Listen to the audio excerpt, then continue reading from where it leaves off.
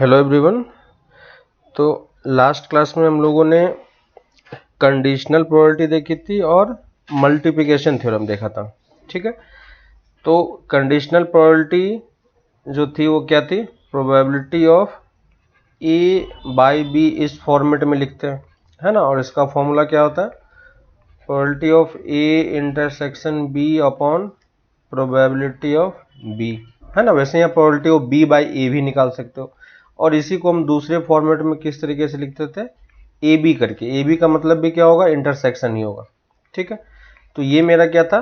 Conditional probability थी, है ना, जो हमने स्टार्ट यहीं से किया था। तो ये मेरा हो गया कंडीशनल प्रोबेबिलिटी।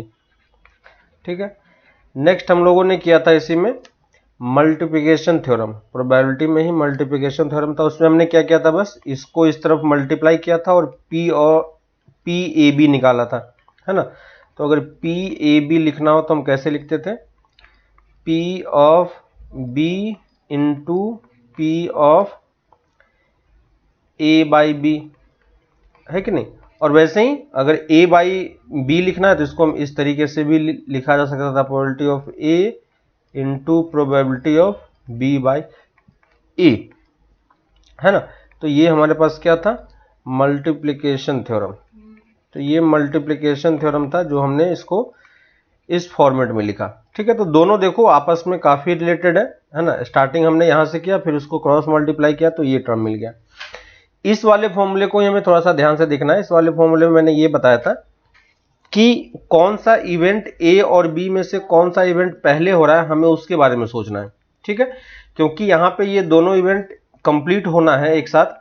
ठीक है, लेकिन यहाँ पे मैंने पहले वाले में प्रोबेबिलिटी ऑफ बी पहले निकाला है ना, और बी हो जाने के बाद फिर मैंने ए की प्रोबेबिलिटी निकाली। इसका मतलब ए एक्चुअली में किस पे डिपेंड कर रहा है? बी पे डिपेंड कर रहा है कि नहीं।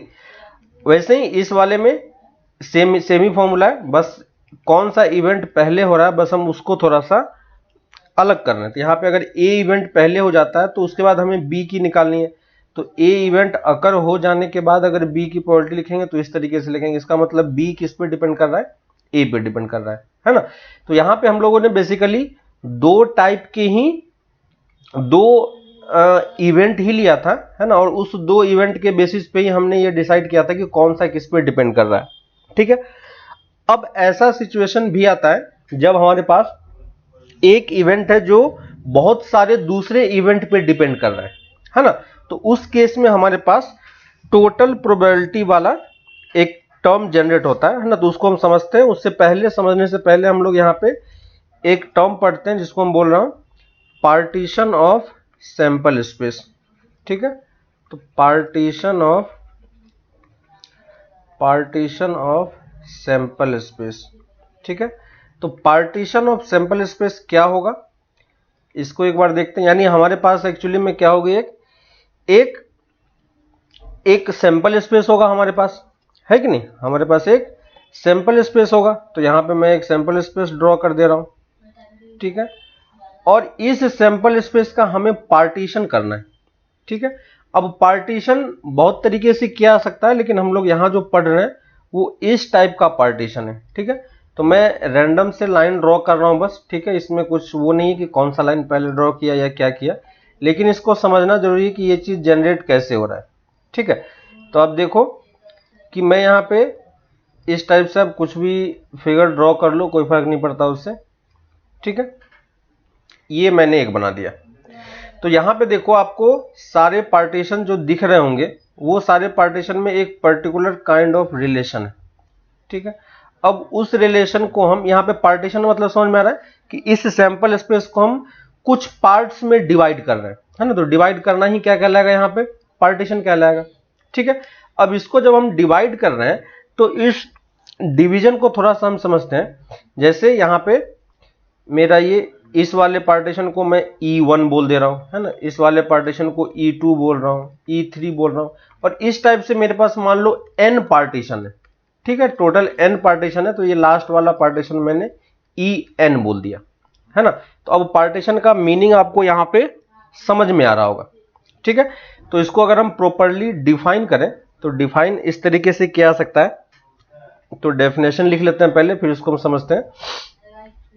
A set of event a set of events E1, E2, E3 up to En, है ना, E1, E2, E3 up to En is said to be the partition of a given sample space,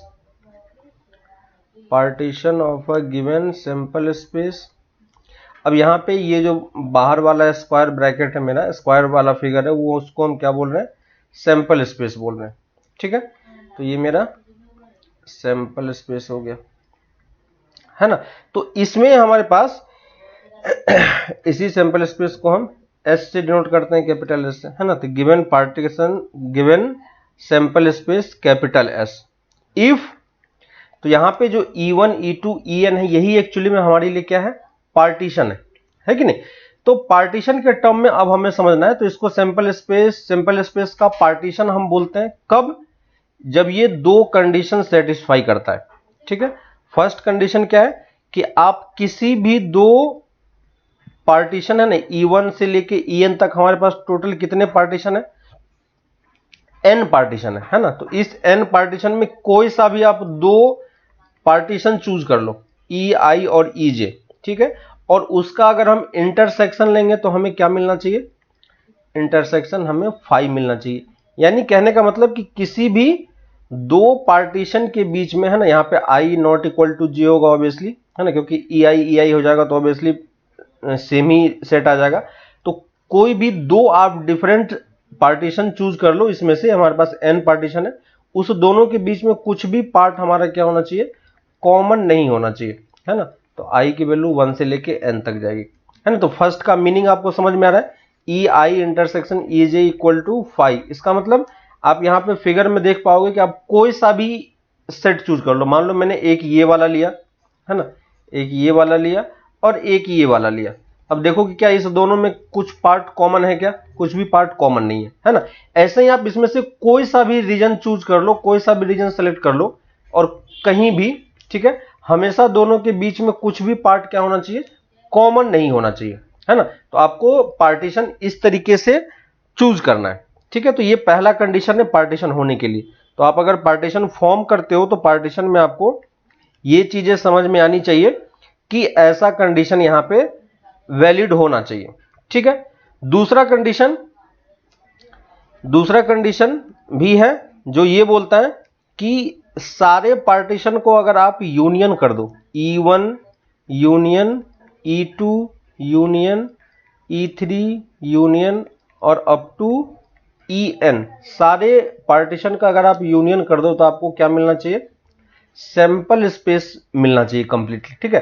तो यहां पे देखो जितने भी partition अगर हम सबको ऐड करेंगे तो हमें एक्चुअली में क्या मिल जाएगा, सैंपल स्पेस देखो पूरा कवर हो रहा है ना। सबको अगर हम कंबाइन कर दोगे तो ये देखो कंप्लीट सैंपल स्पेस हमारा क्या हो जा रहा है, कवर हो जा रहा है कि नहीं। तो ये दो प्रॉपर्टी अगर ये सेटिस्फाई करता है तो हम इसको क्या बोलते हैं, इसको हम बोलते हैं पार्टीशन ऑफ सैंपल स्पेस, ठीक है। तो यहां पे जो पहला वाला पार्ट है ना, E1 EI इंटरसेक्शन EJ, ये एक्चुअली में क्या है, डिसजॉइंट सेट है, याद होगा आपको, है ना। और सेकेंड वाला पार्ट एक्चुअली में क्या बता रहा है आपको, एग्जॉस्टिव वाला कंडीशन, है ना। तो ये वही दो पार्ट है जो यहाँ पे, है ना। तो यहाँ पे जो आपके पास E1 E2 up to En जितने भी हमारे पास ये पार्टीशन है, ये सारे पार्टीशन क्या होने चाहिए, partition should be mutually disjoint, है ना, डिसजॉइंट या mutually exclusive and mutually exhaustive, है कि नहीं। तो जो म्यूचुअली एक्सक्लूसिव और म्यूचुअली एग्जॉस्टिव वाला कंडीशन था, ये वहीं पे हमारे पास यहाँ पे सेट बन रहा है। तो अगर ऐसा कोई भी सैंपल स्पेस हो, अगर उस सैंपल स्पेस में आप इस तरीके का कोई सा भी एलिमेंट, इस टाइप का कोई सा भी सेट ऑफ इवेंट आप जनरेट कर सकते हो, तो वो उसके लिए क्या बन जाएगा, एक्चुअली में पार्टीशन बन जाएगा, है कि नहीं। तो कैसे हो रहा है, जैसे मान लो कि मैं एक एग्जांपल के थ्रू आपको समझाने का ट्राई करता हूं कि जैसे मान लो कि मेरे पास एक डाइस है, ठीक है। मेरे पास एक डाइस है और उसको हम थ्रो कर रहे हैं, ठीक है। तो थ्रोइंग अ डाइस हमारा क्या है, थ्रोइंग अ डाइस हमारे लिए एक्सपेरिमेंट है, और इस एक्सपेरिमेंट का सैंपल स्पेस क्या होगा, तो डाइस को थ्रो करोगे, एक ही डाइस को हम थ्रो कर रहे हैं, तो हमारे पास सैंपल स्पेस में क्या क्या एलिमेंट हो सकता है, 1 2 3 4 5 6, ठीक है।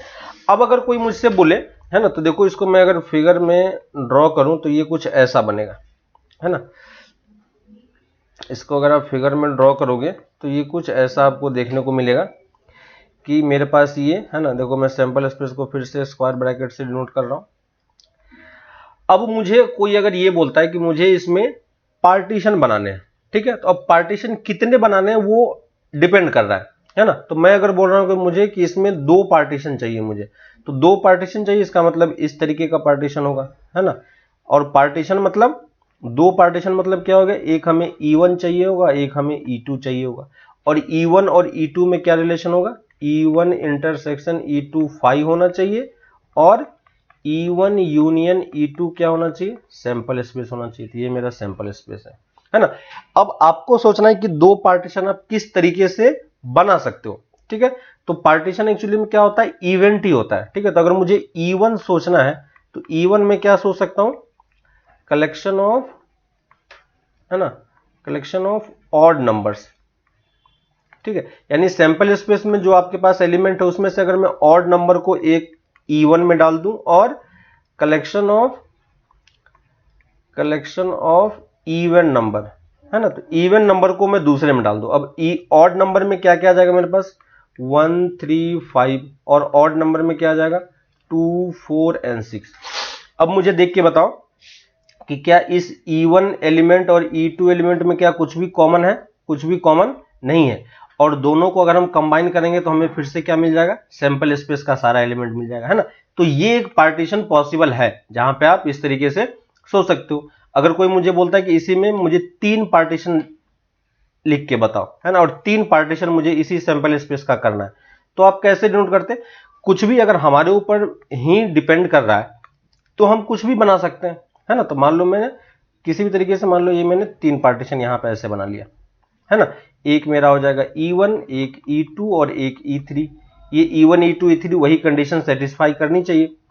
E1 आप क्या लोगे, E1 आप कुछ भी सोच सकते हो, मान लो मैं E1 ले रहा हूं, E1 में मान लो 1 ले रहा हूं, ठीक है। E2 में ले रहा हूं कंपोजिट नंबर, ठीक है। E2 में क्या ले रहा हूं, कंपोजिट नंबर, और E3 में क्या ले रहा हूं, प्राइम नंबर, ठीक है। तो अब देखो E1 में मेरे पास एक ही एलिमेंट है, E2 में मेरे पास कंपोजिट एलिमेंट है, तो क्या क्या होगा, 3 भी नहीं होगा, 4 6, है ना, और इसमें क्या क्या आ जाएगा, प्राइम नंबर क्या क्या होंगे, 2 3 एंड 5। देखो तीनों में कुछ भी कॉमन नहीं है और तीनों का यूनियन आपको क्या दे देगा, सैंपल स्पेस दे देगा, है ना। तो आपको अब समझ में आ रहा है कि पार्टीशन कैसे, ऐसे ही अगर मुझे 5 पार्टीशन बनाने होंगे, 6 पार्टीशन बनाने होंगे तो हम अपने हिसाब से बना सकते हैं, लेकिन हमेशा ये कंडीशन, इनिशियल जो कंडीशन है हमारे पास, ये 2 कंडीशन सेटिस्फाई होना चाहिए कि आपको इस तरीके से बनाना है कि उसके बीच में कुछ भी कॉमन नहीं हो और सबका यूनियन आपको क्या दे देगा, एक सैंपल स्पेस दे देगा, ठीक है। तो आपको ये चीजें अब समझ में आ रही होगी, है ना। अब अगर ये चीज समझ में आ गई तो इसके बाद हम क्या कर सकते हैं, टोटल प्रोबेबिलिटी हम यहां पे अब स्टार्ट कर सकते हैं, ठीक है। तो अब हम आ रहे हैं टोटल प्रोबेबिलिटी पे। टोटल प्रोबेबिलिटी क्या होता है, ठीक है, तो नेक्स्ट लिख लो टोटल प्रोबेबिलिटी।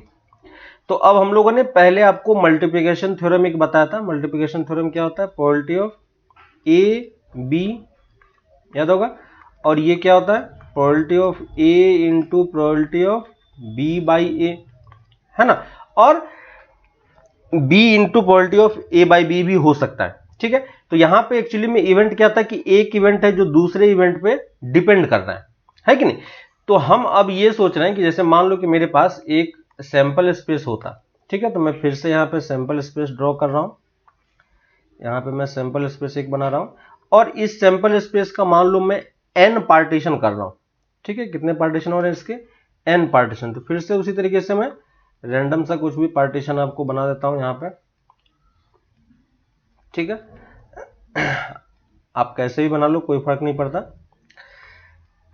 ठीक है। तो ये मैंने कुछ n पार्टीशन बनाए यहाँ पे, है ना, इस टाइप से, ठीक है।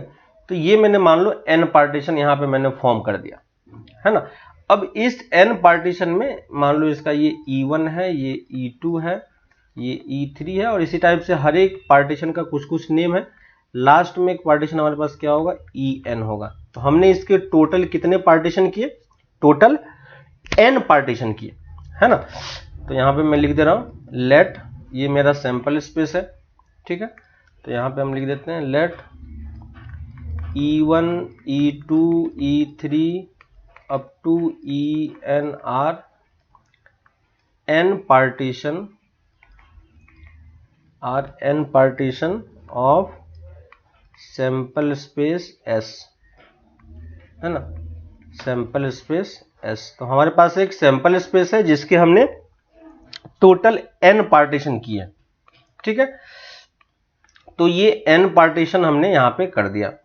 अब मैं क्या कर रहा हूं कि एक इवेंट ले रहा हूं, एक इवेंट ऐसा है जो इस सारे इवेंट पे जितने भी पार्टीशन है उस सब पे डिपेंड कर रहा है, ठीक है। तो एक पार्टीशन देखो मैं इस तरीके से बना रहा हूं, सॉरी एक इवेंट में इस तरीके से बना रहा हूं कि ये क्या कर रहा है, हर एक पार्ट से कुछ ना कुछ पार्ट क्या हो रहा है, जनरेट हो रहा है ना यहाँ पे, और हर एक पार्ट पे इसका कुछ ना कुछ रीजन यहाँ पे वर्क कर रहा है। तो ये मेरा क्या हो गया, एक इवेंट हो गया। कौन सा इवेंट, ए इवेंट, है ना। तो ये मेरा क्या है, ए इवेंट है। हमें इसी ए इवेंट की प्रोबेबिलिटी कैलकुलेट करनी है ना। तो हमें करना क्या है, हमें एक्चुअली में प्रोबेबिलिटी ऑफ ए कैलकुलेट करना है। अब प्रोबेबिलिटी ऑफ ए कैलकुलेट करने का मतलब क्या हो गया कि हमें इस ए इवेंट की प्रोबेबिलिटी निकालनी है, लेकिन हम ये प्रोबेबिलिटी डायरेक्टली कैलकुलेट नहीं कर पाएंगे। क्यों, क्योंकि ये जो है हर एक, ये जो पार्टीशन हमने फॉर्म किया था, इस पार्टीशन के हर पार्ट में ये कुछ ना कुछ लाई कर रहा है, ठीक है। जैसे प्रीवियस वाले पार्ट में जब हमने आपको मल्टीप्लिकेशन थ्योरम बताया था, तो वहां पे क्या था, probability of A into probability of B by A था, है ना। इसका मतलब ये बी इवेंट ए इवेंट पे डिपेंड कर रहा था, है ना। वैसे ही यहाँ पे जो ये ए इवेंट है, ये एक्चुअली में किस पे डिपेंड कर रहा है, हर एक पार्ट में डिपेंड कर रहा है ना। किस में डिपेंड कर रहा है, हर एक पार्ट में डिपेंड कर रहा है। तो हम इसकी प्रोबेबिलिटी कैसे कैलकुलेट करेंगे, क्लियर है। तो इसको कैलकुलेट करने का तरीका क्या है ना। तो देखो इसको डायरेक्टली किस तरीके से लिखा जाता है। तो ये पहले आप फर्स्ट वाले पार्टीशन पे जाओ, ठीक है। तो फर्स्ट पार्टीशन हमारा क्या है, E1। तो पहले आप प्रोबेबिलिटी ऑफ E1 कैलकुलेट करो, और E1 कैलकुलेट करने के बाद आप देखो, है ना, क्योंकि जब E1 वाला इवेंट हो जाएगा तो अब इस E1 इवेंट होने के बाद उसमें A कितना हो रहा है, तो हम कैसे लिखेंगे, A बाई E1, ठीक है, plus probability of A2 into, sorry probability of E2, probability of E2 into probability of A by E2, clear है। और इसी टाइप से आपको हर एक पार्टीशन में जा जाके आपको हर एक उस वाले पार्ट में ए कितना हो रहा है वो आपको कैलकुलेट करना है, ठीक है। और इसी को आप समेशन के फॉर्म में लिख सकते हो। समेशन क्या हो जाएगा, sigma times probability of E I into probability of A by E I, है ना। और आई की वैल्यू कहां से कहां तक होगी, 1 से लेके n तक, ठीक है। तो ये हमारे पास ये पार्टीशन का क्या है, फॉर्मूला है, क्लियर है।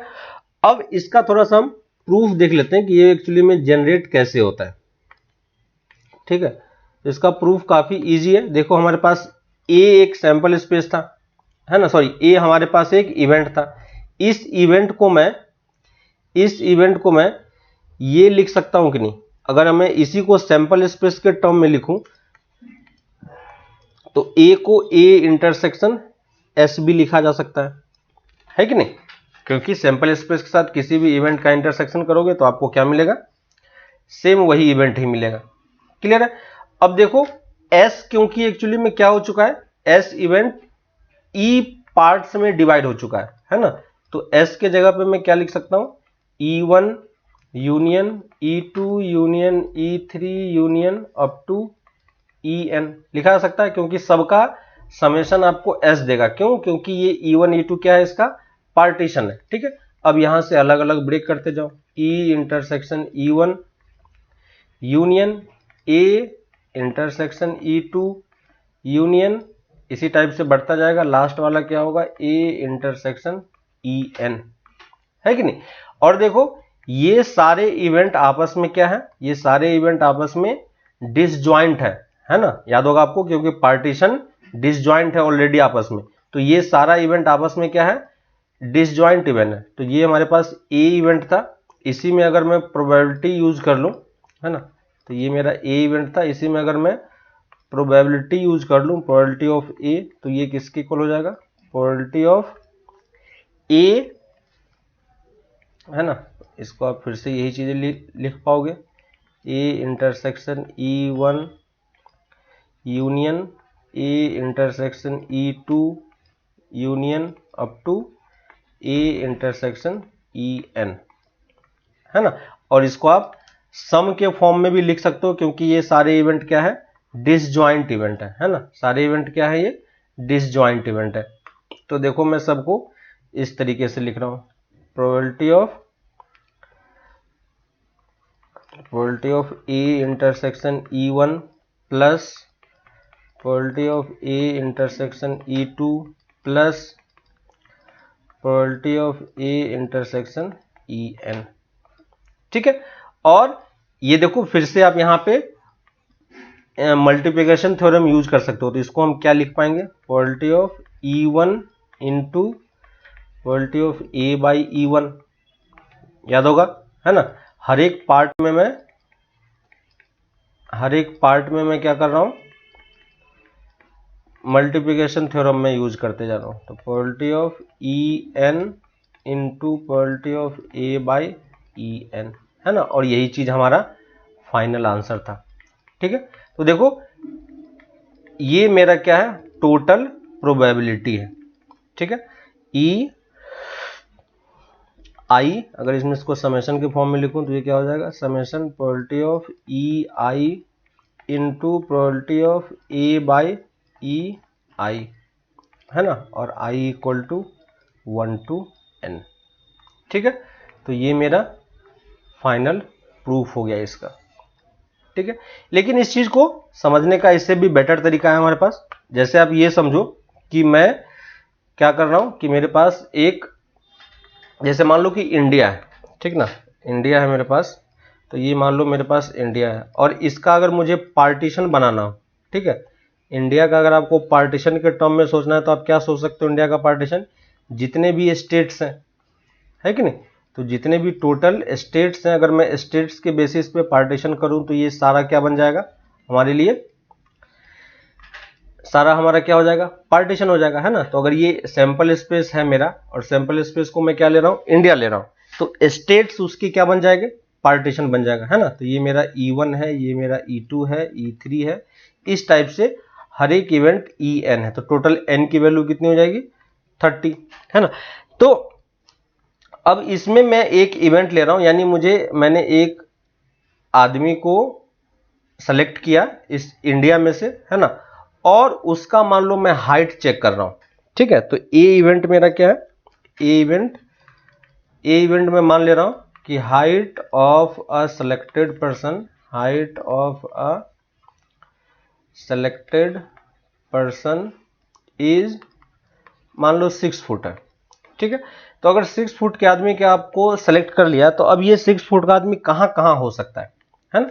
इसको हम किस तरीके से सोच सकते हैं कि अगर मुझे 6 फुट के आदमी को खोजना है तो वो इसमें से किसी भी स्टेट्स में हो सकता है कि नहीं, इसमें से किसी भी स्टेट्स में वो लाई कर सकता है। तो जिस स्टेट में भी वो लाई करेगा, पहले हमें क्या करना पड़ेगा, उस स्टेट में हमें जाना पड़ेगा, है ना। तो हर एक स्टेट में हमें क्या करना होगा, हर एक स्टेट में हमें जाके फिर वहां पे 6 फीट के आदमी को खोजना पड़ेगा हमें, है कि नहीं। तो ये 6 फीट का आदमी हमारे पास है। तो आपको ये समझ में आ रहा हो कि ये जो 6 फीट का आदमी है, ये इंडिया में कहीं भी हो सकता है ना, और हर एक स्टेट में कुछ ना कुछ हमारे पास होगा। ठीक है, तो आपके पास ये टोटल है ना। तो 6 फीट के आदमी हमें खोजना है, तो आपको करना क्या होगा, हर एक स्टेट में आपको मूव करना पड़ेगा। तो अगर हमें प्रोबेबिलिटी एक्चुअली में किसकी निकालनी है, ए की प्रोबेबिलिटी निकालनी है, तो ए की प्रोबेबिलिटी निकालने के लिए हमें करना क्या होगा कि हमें पहले फर्स्ट स्टेट में जाएंगे। ठीक है, तो मान लो सबसे पहला स्टेट में ऊपर से स्टार्ट काउंटिंग कर रहे हैं, सबसे पहले आप जम्मू कश्मीर से गए। ठीक है, तो पहले आप उस स्टेट की प्रोबेबिलिटी कैलकुलेट करेंगे और उसके बाद उस स्टेट में 6 फुट वाले आदमी कितने उसका काउंट किया। ठीक है, उसके बाद नेक्स्ट दूसरे स्टेट में आए और उस स्टेट में कितने 6 फुट वाले आदमी उसको काउंट किया, है ना। और इसी तरीके से मुझे हर एक स्टेट में जाके उस स्टेट में कितने आदमी हमें वो काउंट करना है ना।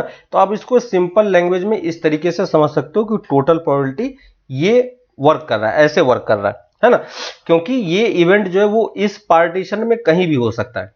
ठीक है, तो पहला काम इस टाइप के क्वेश्चन में ये होगा, और अब से आगे ये होगा कि जब भी आपके पास ऐसा कुछ कंडीशन होगा तो सबसे पहले ये देखना है कि आपके पास की सैंपल स्पेस क्या है और उस सैंपल स्पेस में पार्टीशन कितने हैं। ठीक है, तो हमारा पहला काम अब क्या होगा कि हमें एक सैंपल स्पेस देखना है कि पहले सैंपल स्पेस क्या है, उस सैंपल स्पेस में एक्चुअली में पार्टीशन कितने हो रहे हैं, है ना। हो सकता है 2 पार्टीशन हो सकता है 3 पार्टीशन हो सकता है 4 पार्टीशन हो। ठीक है, तो बुक में आपको ज्यादा पार्टीशन के क्वेश्चन नहीं होंगे, है ना, मैक्सिमम 3 से 4 तक में आपका क्वेश्चन सॉल्व हो जाएगा। ठीक है, अब ये इवेंट पार्टीशन अगर आप खोज पाओगे, ठीक है, मान लो यहां पे मुझे 3 पार्टीशन दिख गया। ठीक है, तो पार्टीशन कैसे खोजना है वो हम लोग अभी आगे देखेंगे।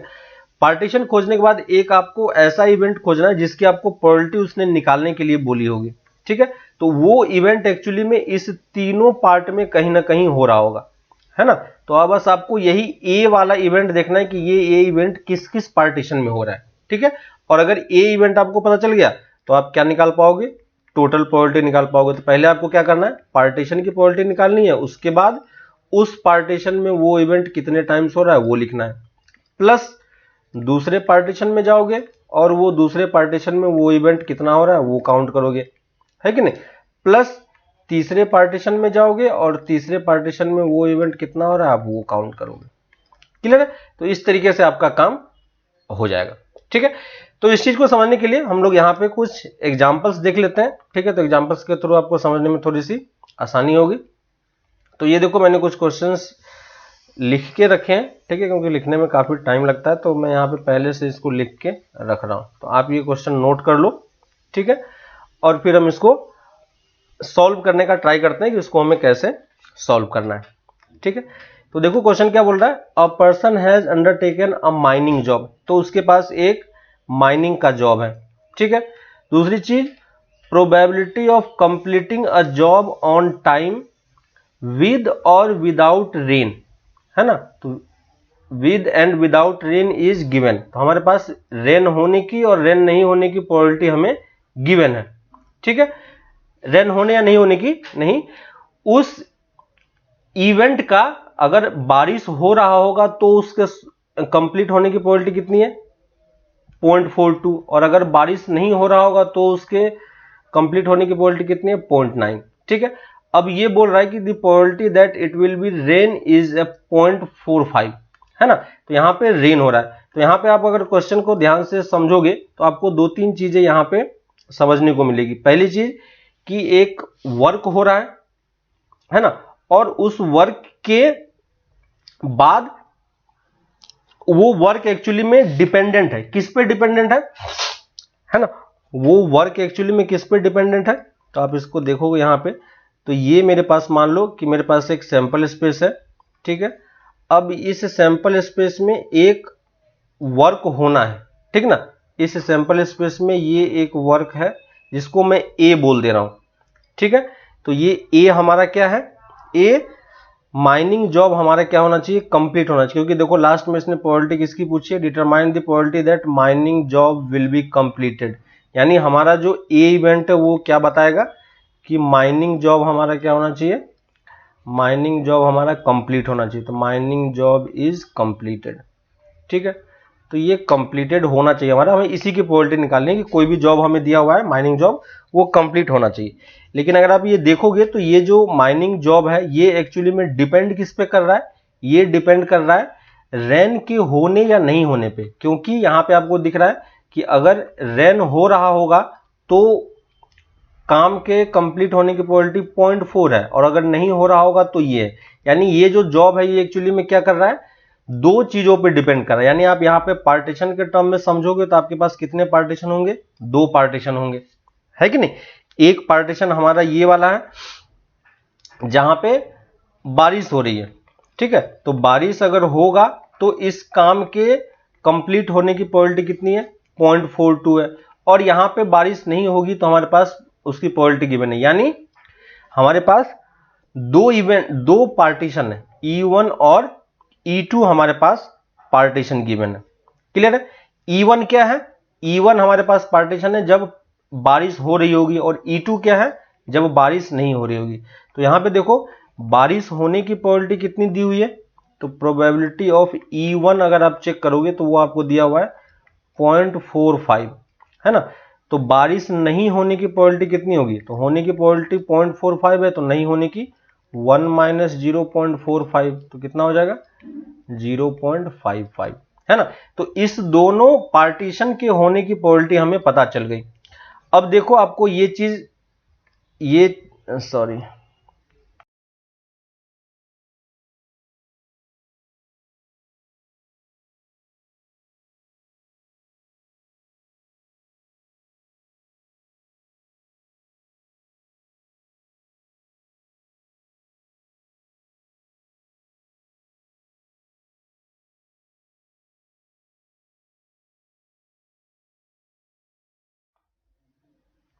ठीक है। तो अब आपको पार्टीशन प्रोबेबिलिटी पता चल गई कितनी है, तो प्रोबेबिलिटी ऑफ, है ना, प्रोबेबिलिटी ऑफ E1 कौन सा है ना, तो यहां पे मैं E1 को भी लिख देता हूं। E1 एक्चुअली में क्या है, E1 क्या है, रेनिंग, है ना, और E2 क्या है, नॉट रेनिंग, ठीक है। अब अगर कोई प्रोबेबिलिटी ऑफ E1 पूछता है तो ये प्रोबेबिलिटी ऑफ E1 हमें 0.45 यहाँ पे गिवन है, तो इसको मैं लिख दे रहा हूँ। और प्रोबेबिलिटी ऑफ E2 कितना हो जाएगा, प्रोबेबिलिटी ऑफ E2 1 - 0.45, तो ये कितना हो गया 0.55, है ना। तो ये दो चीजें हमें समझ में आ गई। अब इसके बाद जो ऊपर में आपको कुछ कुछ और प्रोबेबिलिटी दी हुई है, तो वो कौन कौन सी प्रोबेबिलिटी है उसको देखते हैं एक बार, है ना।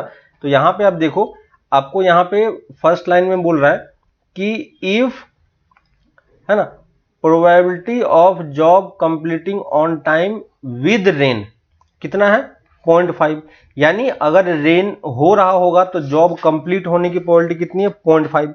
यानी अगर आप इसको, ये देखो एक्चुअली में क्या है, कंडीशन है, क्या कंडीशन है कि आपको ए जो है वो माइनिंग जॉब है वो कंप्लीट होना चाहिए, लेकिन कब, जब बारिश हो रही है, और ये प्रोबेबिलिटी आपके पास कितनी दी हुई है 0.42 गिवन है। क्लियर है। और सेकंड बोल रहा है कि अगर विदाउट रेन कितना दिया हुआ है 0.9, है ना, यानी प्रोबेबिलिटी ऑफ A/E2 हमें कितना दिया हुआ है 0.90। क्लियर है। तो ये कंडीशन प्रोबेबिलिटी आपको समझ में आ गई, है कि नहीं।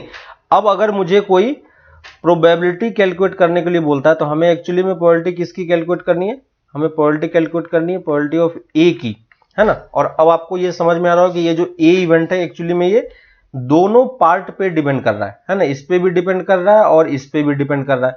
तो हमें एक्चुअली में करना क्या होगा, है ना, टोटल प्रोबेबिलिटी यूज करना होगा। पहले हम कहां पे जाएंगे, पार्टीशन में जाएंगे, है ना। तो हम इसका फॉर्मूला डायरेक्टली कैसे लिखेंगे, पार्टीशन में गए और उस पार्टीशन में ए इवेंट कितनी प्रोबेबिलिटी के साथ हो रहा है, प्लस दूसरे पार्टीशन में गए और दूसरे पार्टीशन में वो प्रोबेबिलिटी कितने तरीके से हो रही है ना, तो ये E2 हो जाएगा।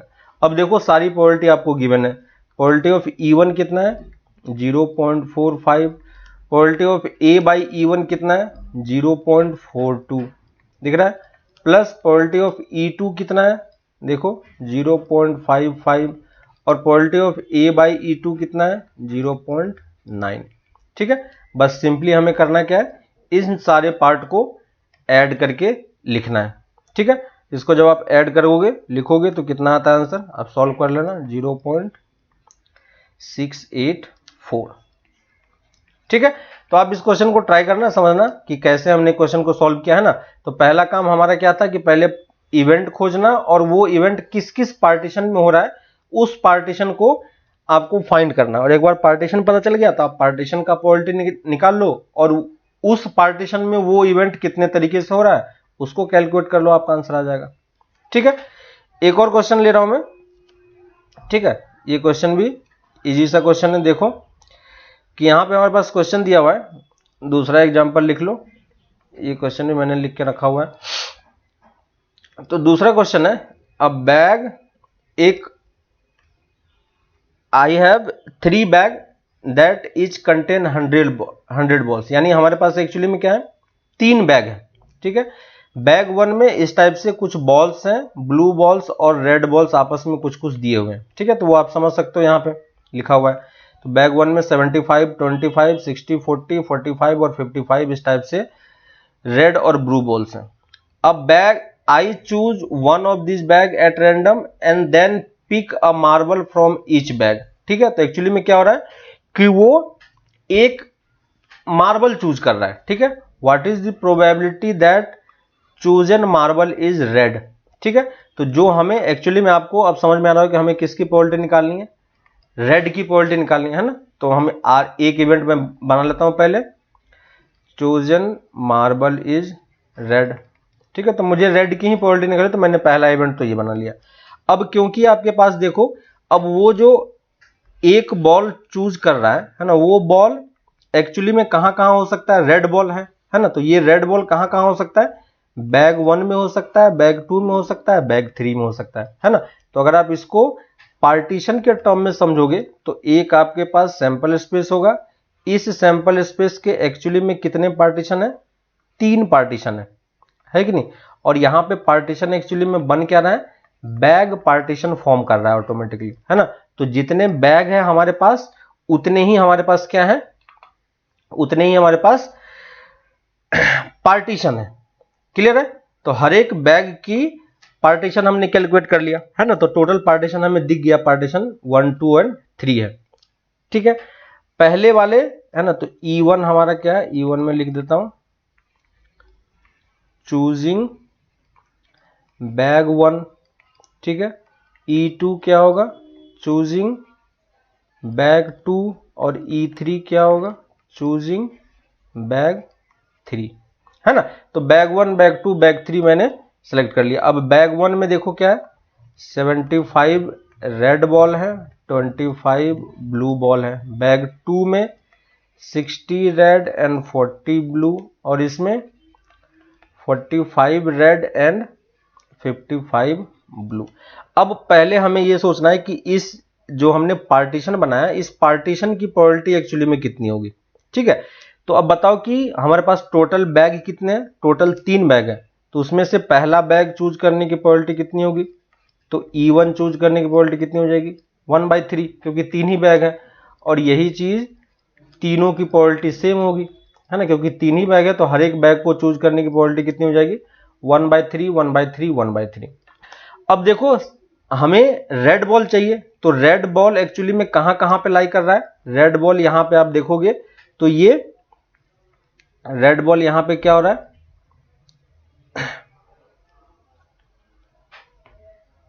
एक मिनट, है ना। तो यहां पे जो रेड बॉल है वो एक्चुअली में क्या हो रहा है कि वो हर एक पार्ट में, है ना, हर एक पार्ट में वो लाई कर रहा है।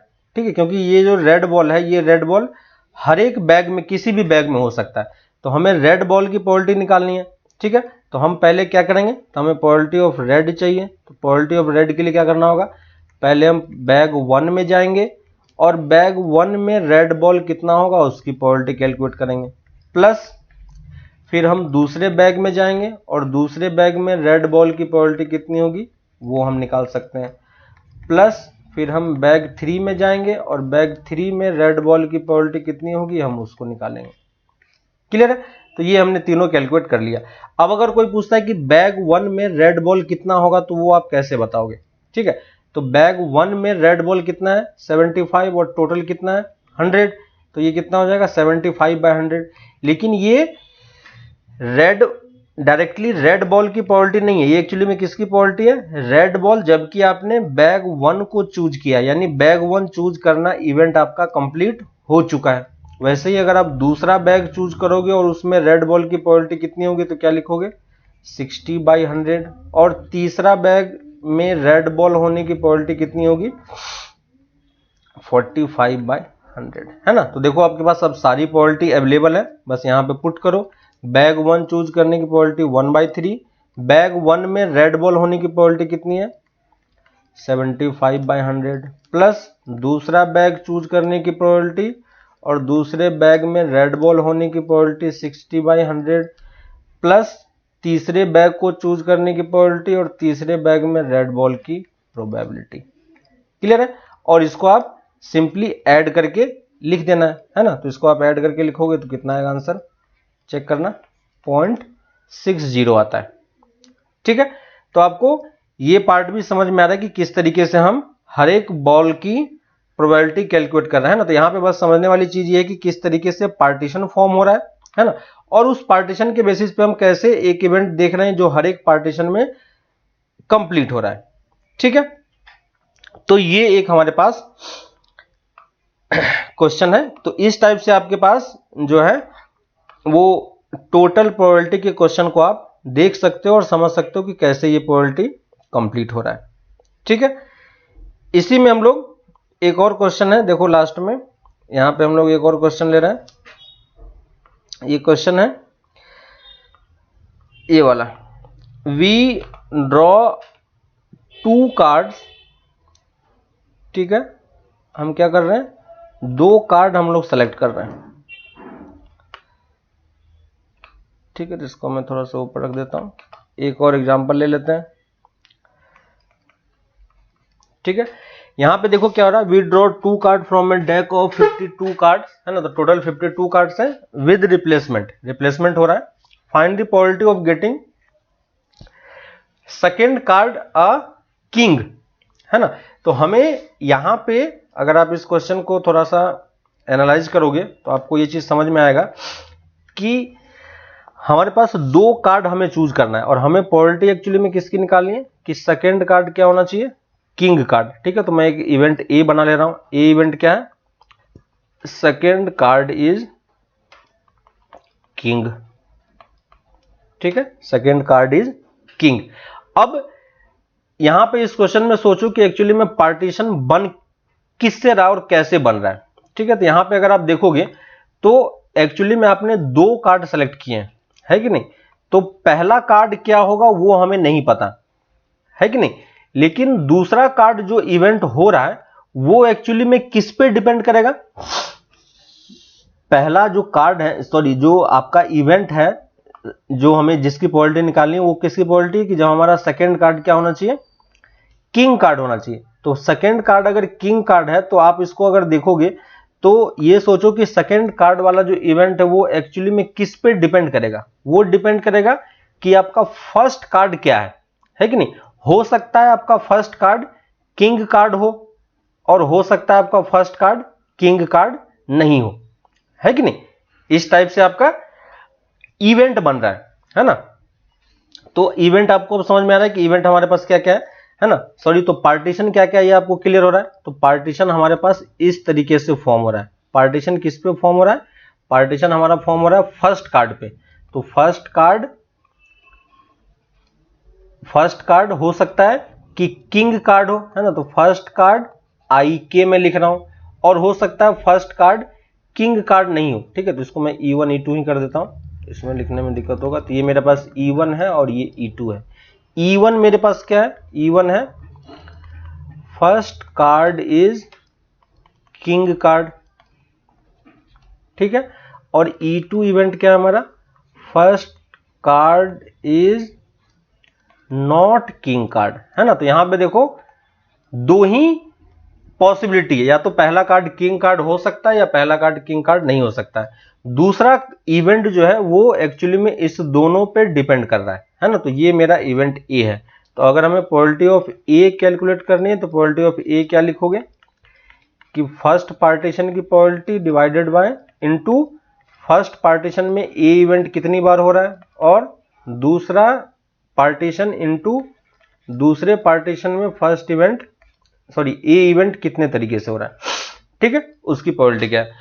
तो अब बात आती है कि E1 और E2 की प्रोबेबिलिटी आप क्या लिखोगे, है ना। तो E1 क्या है, E1 है हमारे पास कि फर्स्ट कार्ड हमारा क्या होना चाहिए, किंग कार्ड होना चाहिए, है कि नहीं। हमने इसी बेसिस पे अपने पार्टीशन को डिफाइन किया। तो पहला कार्ड किंग कार्ड हो, इसकी प्रोबेबिलिटी क्या होगी, तो फर्स्ट कार्ड किंग कार्ड होने की प्रोबेबिलिटी क्या होगी, यानी टोटल किंग कार्ड हमारे पास कितने होते हैं, 4 कार्ड होते हैं। तो फर्स्ट कार्ड अगर किंग कार्ड होगा तो वो E1 की प्रोबेबिलिटी हो जाएगी, तो वो कितना हो जाएगा 4/52, दिख रहा है। और फर्स्ट कार्ड अगर किंग कार्ड नहीं होगा तो उसकी प्रोबेबिलिटी कितनी हो जाएगी, तो रिमेनिंग कार्ड 48 है, उसमें से 52, है कि नहीं। तो ये हम लोगों ने ऑलरेडी पहले 11th में किया था। तो ये दोनों पार्टीशन, ये दोनों प्रोबेबिलिटी निकालना इजी है। अब अगर, है ना, लेकिन यहां पे देखो जो हम सेकेंड कार्ड चूज कर रहे हैं वो सेकेंड कार्ड एक्चुअली में क्या है, सेकेंड कार्ड जो हम चूज कर रहे हैं वो विदाउट रिप्लेसमेंट है कि नहीं। सेकेंड कार्ड क्या है, विदाउट रिप्लेसमेंट वाला है ना। यहां पे देखो सॉरी विद रिप्लेसमेंट, यानी पहला कार्ड निकालने के बाद आप दूसरा कार्ड चूज करने से पहले पहले कार्ड को पुट कर दे रहे हो, ठीक है। तो यहां पे आपको ये चीज समझ में आ रहा होगा कि क्योंकि आप कार्ड को पुट कर रहे हो, इसी क्वेश्चन में ये मान लो कि यहां पे अगर ये क्वेश्चन होता है विदाउट रिप्लेसमेंट कर लेते हैं, ठीक है, विदाउट कर लो तो आपको क्वेश्चन समझ में आएगा, क्योंकि विद रिप्लेसमेंट में कोई फर्क नहीं पड़ेगा, आप डायरेक्टली भी आंसर निकाल पाओगे, ठीक है। तो विदाउट रिप्लेसमेंट है, ठीक है। तो यहां पे मैंने क्वेश्चन को थोड़ा सा चेंज किया है, विदाउट रिप्लेसमेंट वाला पार्ट है, यानी पहला इवेंट हो जाने के बाद, पहला इवेंट क्या है कि आप फर्स्ट कार्ड को चूज कर रहे हो, तो फर्स्ट पार्टीशन में जाओगे, फर्स्ट पार्टीशन में हमें किंग कार्ड चूज करना है, तो किंग कार्ड चूज करने की प्रोबेबिलिटी कितनी हो जाएगी 4/52। अब हम अगर दूसरा कार्ड चूज करने आ रहे हैं तो दूसरा कार्ड कब चूज करेंगे, जब आप पहला कार्ड सेलेक्ट कर चुके हो, यानी आप E1 वाले पार्टीशन में पहुंच चुके हो। E1 वाले पार्ट में ए वाला पार्ट हमें चूज करना है, और ए वाला पार्ट क्या है, सेकेंड कार्ड भी किंग कार्ड होना चाहिए। तो देखो विदाउट रिप्लेसमेंट है ना, विदाउट रिप्लेसमेंट है, यानी आपको रिप्लेसमेंट नहीं करना, यानी एक कार्ड ऑलरेडी आपका निकल चुका है ना। तो एक कार्ड अगर आपका निकल चुका है तो सेकेंड कार्ड भी क्या होना चाहिए, किंग कार्ड।